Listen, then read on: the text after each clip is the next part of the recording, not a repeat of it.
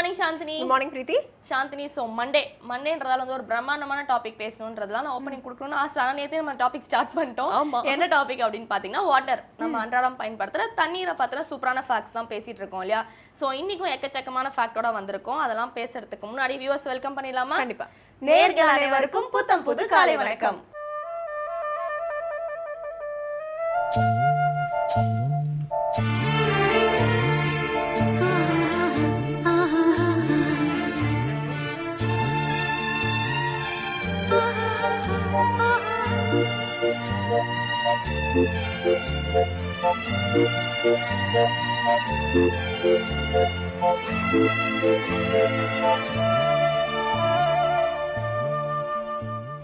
பிரீத்தி, உலகத்துல வந்து 1/3 வந்து வாட்டர் இருக்கு அப்படின்ற மாதிரி சொல்றாங்க இல்லையா? அதே மாதிரி நம்ம உடம்புலயும் வந்து ஒரு சர்டைன் பர்சன்டேஜ்க்கு வாட்டர் வந்து ஜாஸ்தியா இருக்கு அப்படின்ற மாதிரி சொல்றாங்களே. காத்து, தண்ணி இதெல்லாமே சேர்ந்ததுதான் அந்த உடம்பு அப்படின்ற மாதிரி பஞ்சபூதங்களும் இருக்கு.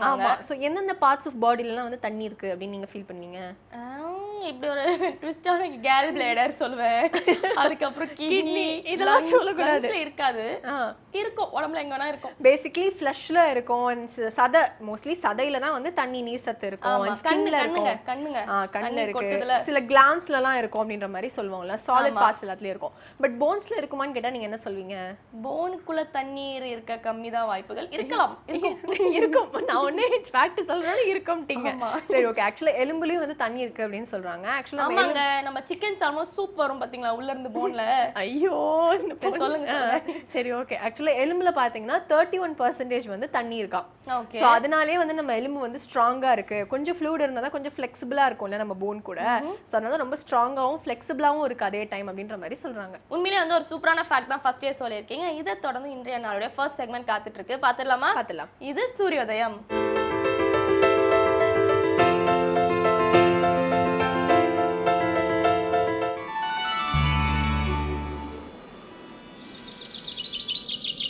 இன்று 12/9/2016 திங்கட்கிழமை, துர்முகி வருடம் ஆவணி மாதம் 27ஆம் தேதி. இன்று சூரியோதயம் 6:02. ராகு காலம் காலை 7:30 மணி முதல் 9 மணி வரை. யமகண்டம் காலை 10:30 மணி முதல் 12 மணி வரை. குளிகன் பகல் 1:30 மணி முதல் 3 மணி வரை. திதி ஏகாதசி. நட்சத்திரம் உத்திராடம். சுப ஓரைகள் காலை 6 மணி முதல் 7 மணி வரை, பகல் 11 மணி முதல் 1 மணி வரை, மாலை 3 மணி முதல் 4 மணி வரை. யோகம் மதியம் வரை சித்த யோகம். சந்திராஷ்டமம் பகல் 2:29 வரை ரிஷப ராசிக்கும் பிறகு மிதுன ராசிக்கும். சாந்துமா, நம்ம எல்லாருக்கும் மழை அப்படின்னா என்ன ஞாபகம் வரும்? மண் வாசனை. பாருங்க பாப்பா மேல தண்ணி கொட்டும், அதான் ஞாபகம் வரும். அப்படியா? மானத்துல இருந்து தண்ணீர் தூவுதுல, அதுதான் மழை அப்படின்னு சொல்லுவோமா? ஆக்சுவலா ஹாண்ட்ராஸ் அப்படின்ற கண்ட்ரில பாத்தீங்கன்னா மீன் மழை பெய்யுமா? ஓகே, நம்ம கேரளா மாதிரி. அப்படிங்களா? அது தெரியாம போயிடுச்சு. அது குடுக்கலையே. சரி, சோ வந்து அந்த மாதிரி மீன் மழை பெய்யும் அப்படின்னு சொல்றாங்க. சோ இயர்லி பாத்தீங்கன்னா கண்டிப்பா ஏதாவது ஒரு நாள் இந்த மழை பெஞ்சிருமா? ஓகே, பட் எதனால அப்படின்ற மாதிரி ஒரு சின்ன ஃபேக்ட் மாதிரி எனக்கு தெரிஞ்சதை நான் சொல்றேன். தப்போ கரெக்டா எனக்கு தெரியல. ஆக்சுவலி ஓஷன்ல இருந்து தான் வந்து எந்த ரெயினா இருந்தாலும் ஃபார்ம் ஆகி, அதாவது ஸ்டார்மா ஃபார்ம் ஆகி ரெயினா வரும் இல்லையா?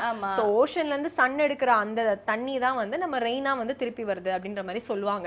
சோ மேபி அதனால ஓஷன்ல இருக்க மீன் வந்து மறுபடியும் கிளவுட்ஸ்க்கு போய் மழையா வருது அப்படின்ற மாதிரி ஒரு கான்செப்ட் வந்து அப்படி டிராவல் பண்ணுது. ஆமா, அப்படி டிராவல் பண்ணிருக்கலாம். வாவ், வாட் a கண்டுபிடிப்பு சாந்தினி. சரி, இந்த ஃபென்டாஸ்டிக்கான டிஸ்கவரியோட நம்ம அடுத்ததா என்ன பார்க்க போறோம்னா, லலிதாம்பிகைக்கு 1000 பேர்கள் இருக்கு இல்லையா? சோ அந்த பேரும் பேர் காரணங்களும் சோஸ்திரங்கள் பத்தி சொல்றதுக்காக இலக்கிய மேகம் ஸ்ரீனிவாசன் அவர்கள் காத்துட்டு இருக்காரு. பாத்துடலாமா? பாத்துடலாம். இது ஸ்ரீ லலிதா சகஸ்ரநாமம்.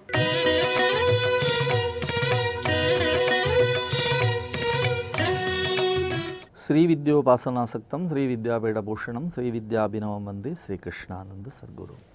அனைவருக்கும் இனி காலை வணக்கம். ஸ்ரீ லலிதா சகஸ்ரநாமம். ஸ்ரீ லலிதா சகஸ்ரநாமம் அன்னையின் 1000 திருநாமங்களை நாம் ஒவ்வொரு நாளும் விடியற்காலையிலே வேந்தர் தொலைக்காட்சியிலே புத்தம்புது காலை நிகழ்ச்சியிலே சிந்திக்கக்கூடிய மாபெரும் பேற்றினை பெற்றிருக்கிறோம். அந்த வகையிலே ஓம் சமயாந்தஸ்தாயே நமக என்ற நாமத்தை தொடர்ந்து ஓம் சமயாச்சார தத்பராயே நமக என்று சொல்லக்கூடிய திருநாமம், ருத்ரயாமளம் என்று சொல்லக்கூடிய நூலிலே விவரித்தபடி சமயாச்சாரம் என்று சொல்லக்கூடிய அந்த நெறிமுறைகளை வழிநடத்தி செல்பவளுக்கு வணக்கம் என்று சொல்லக்கூடிய பொருள் பொதிந்ததாக அது இருக்கிறது. இது எந்த தன்மையிலே வருகிறது என்று கேட்டால், பராசக்தி தன்னுடைய ஹிருதயத்துக்குள்ளே வைத்துக்கொள்வது 5 வகையான வழிபாட்டு முறை. அந்த வழிபடக்கூடிய தன்மை அதை அப்படித்தான் விவரிக்கின்றார்கள். ஒன்று குருநாதருடைய கருணை, குருநாதருடைய தன்மை. 2வது வழிபாட்டு முறை, எந்த வகையிலே வழிபாட வேண்டும், சமயாச்சாரம் என்று சொல்லக்கூடிய வழிபாட்டு முறை. 3வது தேவி பராசக்தியினுடைய பரங்கருணை. 4வது ஸ்ரீ சக்கரம் என்று சொல்லக்கூடிய பராசக்தியினுடைய இருப்பிடம். அந்த ஸ்ரீ சக்கரத்திலே தேவி அருள்பாலிக்கின்றாள் என்ற தன்மை. அந்த வழிபாட்டு முறையிலே தான் சென்று கொண்டிருக்கக்கூடிய மார்க்கத்தை நமக்கு தருகிறார்கள். அந்த மார்க்கம் இருக்கிறதே தன்னையே முழுமையாக பராசக்தியின் பாவனையிலே இருத்துதல். நாம் எதை நினைக்கிறோமோ அதுவாகவே ஆகிறோம். இதுதான் நம்முடைய உபனிஷத்தினுடைய மிகப்பெரிய சாரம். இடையராது நாம் சிந்தித்து கொண்டே இருக்கிறோம். எதை சிந்திக்கின்றோமோ அதுவாகவே மாறிப்போகிறோம். அப்படி மாறிப்போகக்கூடிய தன்மை வருமா என்று கேட்டால், பல இடங்களிலே பெரியவர்கள் சொல்ல கேட்டிருக்கிறோம். மாரியம்மன் கோயிலிலே பூசாரிகள் இருக்கிறார்களே, அவர்களுக்கு அந்த காப்பு கட்டிய நேரத்திலே அவர்களுடைய திற்றுப்பல் இருக்கிறது பாருங்கள், அது லேசாக வளருமாம். அந்த வகையிலே அவர்கள் அத்தகைய ஈடுபாட்டோடு இருப்பார்களாம். எதை நினைக்கிறார்களோ அதுவாகவே அது மாறிப்போய் விடுகிறார்கள். அவருடைய கோபம், அவருடைய உக்கிரம், அவர்கள் சாதாரண நிலையில் செய்ய முடியாத விஷயங்களை எல்லாம் கூட இந்த பராசக்தியினுடைய அருளினாலே, அருள் வந்த காலத்திலே செய்கிறார்கள். முள் போன்று இருக்கக்கூடிய அந்த பாதரட்சை அணிந்து கொண்டு, அந்த காலணி அணிந்து கொண்டு அதன் மேலே நடக்கிறார்கள்.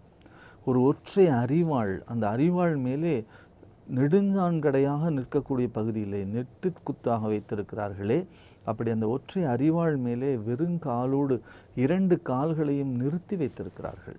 பளபளப்பள என்று அப்படி லேசாக கை வைத்தால் ரத்தம் ஓடக்கூடிய தன்மை உண்டிய அந்த அரிவாள் மீது ஏறி நிற்கிறார்கள். ஒரு கிராமத்திலே ஒரு கோயிலிலே பூஜை செய்யக்கூடிய பூசாரிக்கே இத்தகைய மாபெரும் சக்தி உருவாகும் என்று சொன்னால், தேவியே ஸ்ரீசக்கரத்தின் மூலமாக முறையாக வழிபாடு செய்யக்கூடியவர்களுக்கு எத்தகைய ஆற்றல் கிடைக்கும் என்பதை நாம் பார்க்கிறோம். அந்த சமயாச்சார தத்பரம் என்று சொல்லக்கூடிய மார்க்கம் என்ன சொல்லுகிறது? தேவி மூலாதாரத்திலே இருக்கிறாள். சுவாதிஷ்டானத்திலே தன்னை மிக அழகாக அழகுபடுத்தி கொண்டு சர்வாபரண பூஷிதையாக அப்படி மேலே கிளம்பி வருகிறாளாம். அடுத்து மணிபூரகத்திலே வருகிற பொழுது அவள் சகல நலன்களையும் வழங்கக்கூடிய பரதேவதையாக எல்லா வகையிலும் சொல்லக்கூடிய உபச்சாரங்கள் 47 உபச்சாரங்கள் சொல்லுகிறார்கள்.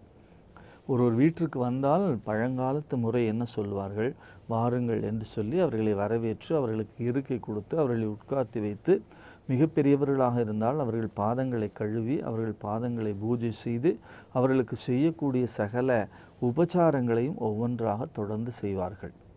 அப்படி செய்யக்கூடிய தன்மை நம்முடைய பழங்கால மரபிலே இருந்தது.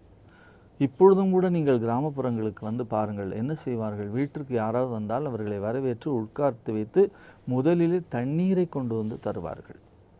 தண்ணீரை கொடுத்த பிறகுதான் பேசுவார்கள். ஆனால் நகர்ப்புறங்களிலே மற்ற இடங்களிலே நாம் பார்க்கிறோம், வீட்டிற்கு வந்திருப்பவர்களை வாங்க என்று சொல்லுவதற்கு கூட அவர்களுக்கு வார்த்தைகள் வரவில்லை. வாங்க, இருங்க, உட்காருங்க, என்ன சாப்பிட்றீங்க, என்ன வேணும் என்று கேட்பதற்கு கூட இவர்களுக்கும் நேரமில்லை, அவர்களுக்கும் நேரமில்லை. ஆனால் என்ன முறை? யார் வீட்டிற்கு வருகிறார்களோ அவர்களை வாருங்கள் என்று சொல்லி வரவேற்க வேண்டும். அவர்களை உட்கார்த்தி வைத்து முதலிலே தீர்த்தம் கொடுக்க வேண்டும், முதலில் தண்ணீர் கொடுக்க வேண்டும், அப்புறம்தான் பேசத் தொடங்க வேண்டும். இது நம்முடைய முறை. அதுபோலத்தான் இறைவனை வரவழைக்கிறோம். பூஜை தொடங்குகிற பொழுது சொல்லுவார்கள், ஓம் ஆவாகயாமி, ஆசனம் சமர்ப்பயாமி, பாதயோகோ பாத்தியம் சமர்ப்பயாமி, அர்க்யம் சமர்ப்பயாமி, ஆச்சமனியம் சமர்ப்பயாமி என்று தொடர்ந்து சொல்லிக்கொண்டே போவார்கள். அது என்ன முறை? அவர்களை முதலில் வரவேற்பது, அமர்த்தி வைப்பது, அவர்களுக்கு ஆசனம் கொடுப்பது, அவர்களுக்கு ஆசனம் கொடுத்த பிறகு ஒவ்வொரு உபச்சாரமாக அவர்களுக்கு செய்வது, அப்புறம் நிறைவாகத்தான் தூபம் தீபம் மற்ற எல்லா விஷயங்களையும் நாம் செய்கிறோம். அப்படித்தான் மூலாதாரத்திலிருந்து தேவி கிளம்பி மேலே வந்துவிட்டாள். வந்துவிட்டவள் என்ன செய்கிறாள்? சுவாதிஷ்டானத்திலே தன்னை வெளிப்படுத்தி கொள்கிறாள். மணிபூரகத்திற்கு வருகிற பொழுது இரத்தனமயமான மண்டலத்திலே இருந்து எல்லா விதமான உபச்சாரங்களையும் ஏற்றுக்கொள்கிறாள். அநாகதத்திலே வந்து அவர்கள் அந்த உபச்சாரத்தினுடைய மேன்மை நிலையை ஏற்றுக்கொள்கிறார்கள். விசுக்தி சக்கரத்திற்கு வருகிற பொழுது அவர்களுக்கு தூப தீபம் நைவேத்தியம் நடைபெறுகிறது. ஆக்ஞா சக்கரத்திலே வருகிற பொழுது தீப ஆராதனையை காட்டி அவளை மகிழ்விக்கிறார்கள். சகசிராரத்திலே அவளை கொண்டு போய் இறைவியோடு சேர்த்து விடுகிறார்கள். சிவசக்தி ஐக்கிய பாவ நிலை. அந்த இடத்திலே சகஸ்ராரத்திலே அவர்களை 2 பேரையும் சேர்த்துவிட்டு பக்தன் காத்திருக்கிறான். சிவசக்தி ஐக்கிய நிலையிலிருந்து திரும்பும் மூலாதாரத்துக்கு வரக்கூடிய தன்மை. நீங்கள் தவம் சொல்லித் தருகிற பொழுது சொல்லுவார்கள், இங்கே இருந்து பாவனையாக மேலே ஏற்றி கொண்டு போன பிறகு தவம் நிறைவு பெற்ற பிறகு சாந்தி தவம் என்று சொல்லி மீண்டும் கொண்டு வந்து அமைதியாக இருத்துவது. அப்படித்தான் சகஸ்ரார நிலைக்கு ஏற்றி சென்ற அந்த நிலையிலே இருந்து திரும்பவும் மூலாதாரத்துக்கு தேவி வருவாளாம்.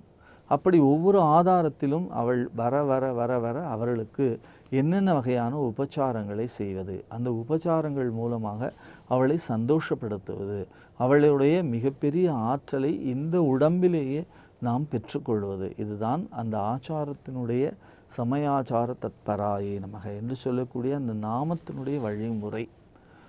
இதெல்லாம் யோகிகள், ஞானிகள், சித்த புருஷர்கள் நீண்ட நெடுங்காலமாக நமக்கு சொல்லி தந்திருக்கிறார்கள், செய்து கொண்டே வந்திருக்கிறார்கள். நம்முடைய பெரியவர்கள் இவற்றை செய்வதன் மூலமாகத்தான் பரதேவதை பராசக்தி தங்களுடைய ஹிருதயஸ்தானத்துக்குள்ளாக நிறுத்தி வைத்திருக்கிறார்கள். இதயத்துக்குள்ளே கொண்டு வந்து வைத்து அந்த பராசக்திக்கு ஒவ்வொரு ஆதாரங்களாக பூஜை செய்து கொண்டே வருகிறார்கள். இதற்கு குருநாதருடைய வழிகாட்டுதல் மிக அவசியமானது. பல பேர் பல முறைகளிலே இந்த யோக நிலையை கற்றுக்கொள்ள வேண்டும் என்று சொல்லி குருநாதர் இல்லாமல் கற்றுக்கொண்டு ஒரு சூழ்நிலையிலே அவர்களுக்கு பைத்தியம் கூட பிடித்துவிடும். ஏனென்று சொன்னால் அந்த ஆற்றல் மேலே கிளம்பி வருகிற பொழுது அதை நிறுத்தக்கூடிய, சாந்தி செய்யக்கூடிய ஆற்றல் யாருக்கு இருக்கிறது என்று சொன்னால் குருவுக்குத்தான் இருக்கிறது. அதனால்தான் குருவுக்கு அருகிலே இருந்து இத்தகைய தியான முறைகளை நாம் கையாள வேண்டும். குரு இல்லாமல் இதை செய்யக்கூடாது என்றெல்லாம் சொல்லுகிறார்கள். அதுதான் உண்மையான விஷயமும் கூட. அப்படி குருநாதர் நமக்கு என்ன செய்கிறார்? இத்தகைய வழி நெறிமுறைகளை காட்டி இப்படியெல்லாம் தேவியை எந்தெந்த ஆதாரங்களிலே எந்தெந்த உபச்சாரங்களை செய்ய வேண்டும், அத்தகைய உபச்சாரங்களை செய்து அவளை மகிழ்வித்து சிவனோடும் சக்தியோடுமாக ஐக்கிய பாவ நிலைக்கு கொண்டு செல்கிற பொழுதுதான் அவள் தானாக அவனுடைய ஹிருதயத்திலே மலர்ந்திருக்கிறாள். அப்படி மலர்ந்திருப்பவள் மிகப்பெரிய ஆற்றலை நமக்கு வழங்குகிறாள். அந்த ஆற்றல் மூலமாக இவன் இந்த பிரபஞ்சத்திலே செய்ய முடியாத பணிகளே இல்லை. அபிராம பட்டர் அழகாக சொல்லுவார், இனி எனக்கு பொருந்தாதது ஒரு பொருள் இல்லை என்று சொல்லுவார். பொருந்தாதது ஒரு பொருள் இல்லை என்று சொன்னால் நாம் முன்னமே சொன்னது போல பஞ்சபூதங்களோடு கலந்து கொள்ளுதல். அப்படித்தான் எந்த பொருளோடும் நான் பொருந்தி கொள்ளுவேன். பொருந்துதல் என்பது இருக்கிறதே, ஏற்கனவே அதிலே இருக்கக்கூடிய அமைப்பு நம்மிடத்திலே இருந்தால்தான் இரண்டையும் ஒன்றாக பொருத்த முடியும். கப்ளிங் என்று சொல்வார்களே, அந்த 2 பைப்புகளை இணைப்பது. இந்த 2 பைப்புகளையும் இணைக்கக்கூடிய அந்த இணைப்பு பொருள் இருக்கிறதே, அது 2 பைப்புகளும் சரியாக இருக்கக்கூடிய அளவிலே இருக்க வேண்டும். அப்படித்தான் அதை பொருத்த முடியும். அதுபோலத்தான் நம்முடைய ஹிருதயத்தை இறைவியோடு பொருத்த முடியும் என்று சொன்னால் என்ன செய்ய முடியும்? நாம் அந்த வகையிலே நாம் இணைந்திருக்க வேண்டும்.